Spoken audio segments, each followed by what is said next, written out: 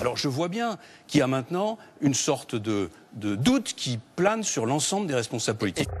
Sur fond de climat délétère lié à l'affaire Cahuzac, la moralisation de la vie publique s'impose dans le discours des politiques.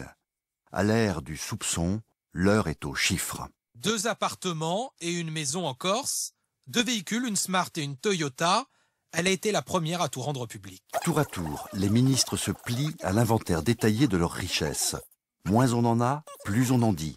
On entre dans une comptabilité du détail. Épargne et compte courant plus de 106 000 €, ainsi qu'une Twingo, achetée en 1999, valeur 1 500 €. C'est la surenchère de la normalité dans les palais gouvernementaux. Pour ce qui me concerne, j'ai à la banque postale un compte épargne, une assurance vie, tout simplement pour se protéger. L'exercice implique aussi des élus de l'opposition. Soumis à l'impératif de transparence, ils en rajoutent en exigences et en propositions. Je propose un système très simple.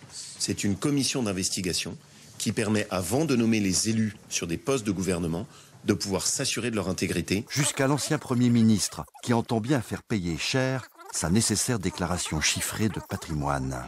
Il résiste à l'aveu. Vous nous avez dit, je veux la révéler ce soir, l'état de votre patrimoine. Je vous ai dit que je la tenais à votre disposition. Je suis propriétaire d'une maison dans la Sarthe que j'ai achetée il y a 20 ans, 440 000 €. Mais il l'assortit d'une sévère déclaration politique, pratiquant aussi, dans ce domaine, la surenchère. J'ai parlé de risque de crise politique en septembre.